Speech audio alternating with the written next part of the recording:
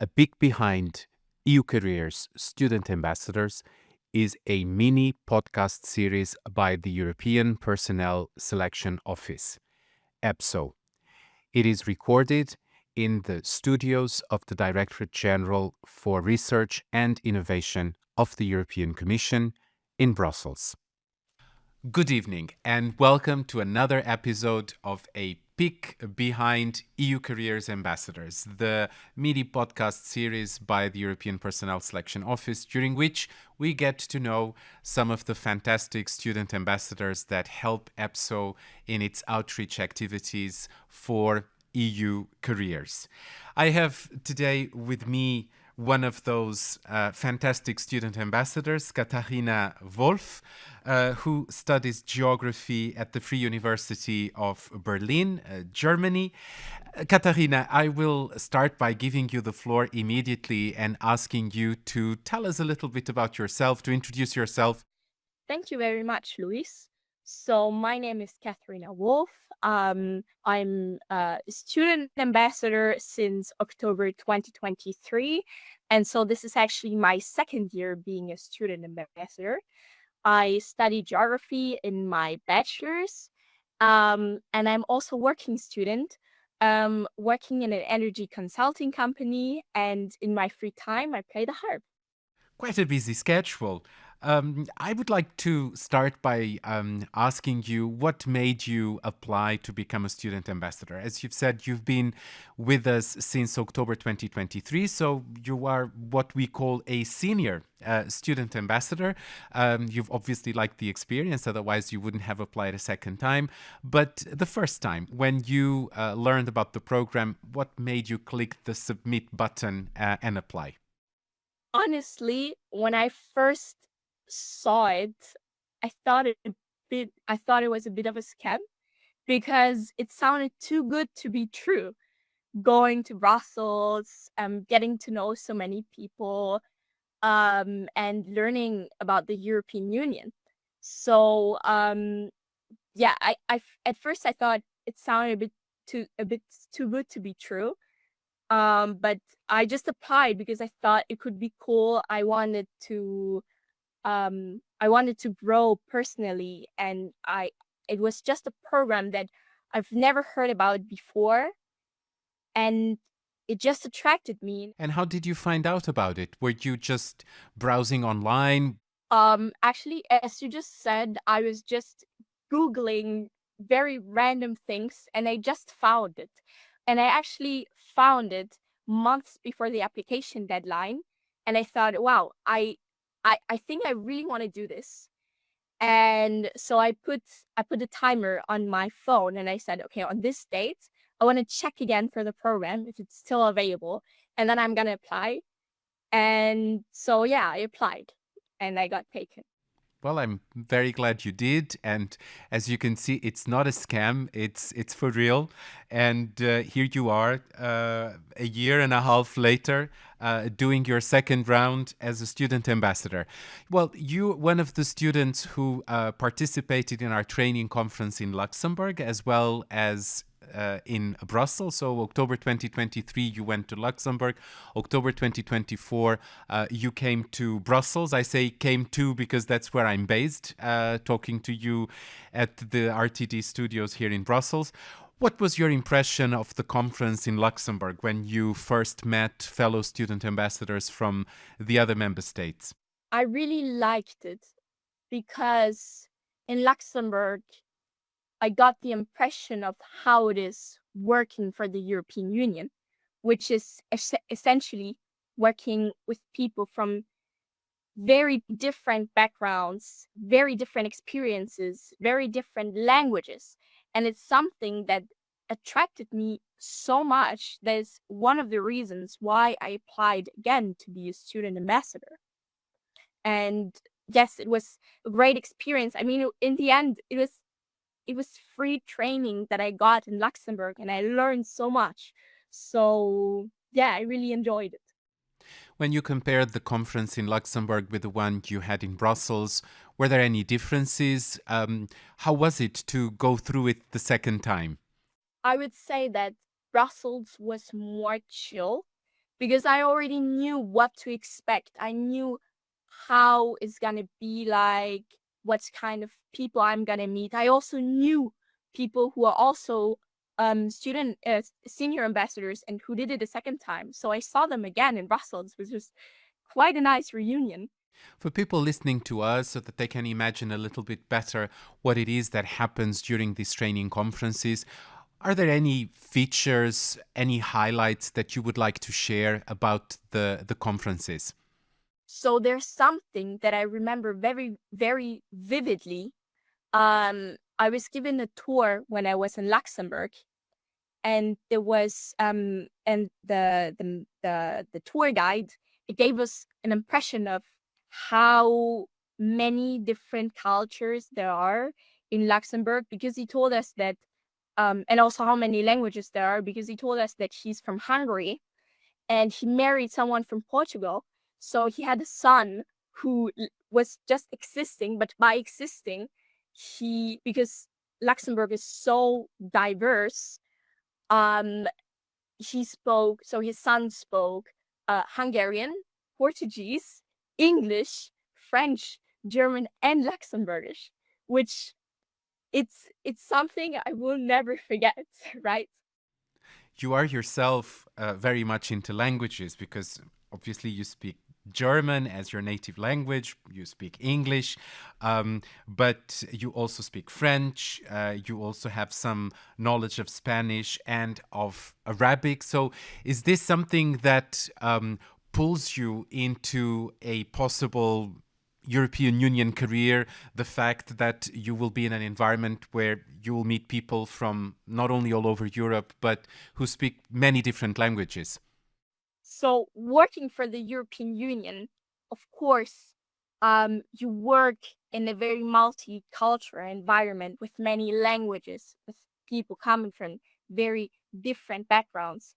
But I would also say that it's more than just a job. So everyone who's working there supports the message of the European Union. You have this one vision together. And that's what I also really like and what I really admire. Katharina, you have been obviously organizing a number of events. I know that you even organize one on one consultations in your university for people interested in joining the European Union as civil servants. What is it like? Are there any stories that you could share with us about your experience so far? For example, I did a presentation at the Federal Foreign Ministry of Germany. I was going there with a group. There was also diplomats coming to my university, giving a speech, which was also very nice, and we exchanged contact. It was very, very nice. I appeared in the newspaper of my university, and they did also an interview with me. And so what I really like about the program is not just that you grow your personal skills, but also that you're so free to do whatever you want. There's basically no limit. And what I also really liked is that I could test my limit and see what is out there, what can I do, what can work, what maybe does not work, and when it works, um yeah, how can I enlarge it even. And what I also like about the one-on-one talks is that when I speak to the students or anyone who's interested, they also tell me about their motivation. And it's, yes, it's very nice to hear the motivation of young people wanting to work for a vision. What sort of things do people share with you when it comes to their motivation to apply to join the European Union? Yeah, working for something that has a meaning, I would say. So it's more than just an office job. Among the events that you organize, the one on one consultations, the participation in career fairs, we were the two of us very recently in one of those in Berlin where I met you in person for the first time. What are the ones that give you the most pleasure? I would say presentations that I do in person, because get the impression of why someone is motivated to work for the European Union. So I prefer presentations to be in person. Yes, I would say one-on-one consultations because they also have this personal touch. What type of questions do people ask you about the European Union, be it on one of those one on one consultations or where you have presentations? Are there questions that come up again and again that you would like to share with us? Yes, definitely. There's one question that comes up every time. I I'm telling you, every consultation, every presentation that happens, it's the language requirements and how to prove it. That that question always comes. What is their concern when they talk about languages? In what context are they worried about? So it's about usually I have students who come to me and they want to do a traineeship. Language is indeed an important aspect of the work that we do at European level. And it's true that for some of the traineeship programs, it is important to be able to show, to prove your language knowledge when you apply, such as, for instance, for the Blue Book traineeship. One of the things that I wanted to ask you, Katharina, is linked to the fact that you are quite busy. You are a student. You're also working in a consultancy in the field of energy. You are a student ambassador. And those listening to us may be wondering, how do you manage? How do you make sure that you have the time and energy for all this? Is there any advice that you could give us on that? Right. It's actually a very good question because I wish someone would have told me what I'm going to say now in the very beginning of me being a student ambassador. Because at first I was a bit confused what I can do, what I can't do, what is going to work, what is not working, and was kind of figuring out everything. And so at first I was a bit lost. But then this semester I had the very great idea to have consultation hours, which are in cooperation with the career center of my university. And we made a deal that let's say every Tuesday I would have consultation hours from 10 to 11. I would be there. Students can come to me, they can ask me questions, and I will tell them, and I will also reply to my emails during that time. I will do all the preparation for the presentation. So I have this one time frame during the week where I just do the things that I need to do for the EU Careers Ambassador program. And it really helped me organizing my schedule.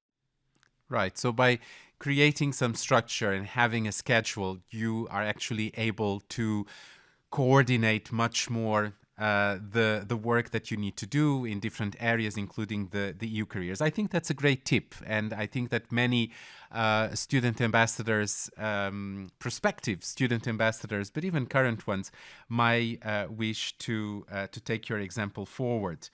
I also wanted to ask you about any stories that you may wish to share with us, either during the consultation or in an in person presentation that you have made. People coming up to you talking about their wishes to join the EU public service. Is there anything that struck you and that you would like to share that you think is particularly interesting? I remember when I gave an interview to the newspaper of of my university, they also made an Instagram post. No, sorry, they made an Instagram story, and I remember scrolling on Instagram, and then I saw my face in this story, and I checked, and of my university, there are 30,000 people who um who are followers of that account, and I just thought, oh my God, this is so wild. So that was something that struck me, and I was smiling so much when I saw that because it was yeah, it was so wild. And what were the reactions? What did people say? And did they say hi to you the next day after you have been on Instagram? So what happened next? My friends, they like one of my friends texted me and said, "Oh my God, is that you?" And yeah, the next few days, my friends, they just came up to me and they asked me, "Did I saw you on Instagram on the official Freie Universität Instagram site?" And I was like, "Yeah, that was me." And yes, that was very cool. So, one thing that people need to be aware of is once you are a student ambassador, you're quite exposed. People will get to know you. So, would you agree with me that being a people's person, enjoying meeting people, talking to people, is an important skill to do this job well? Yes, but it's no requirement.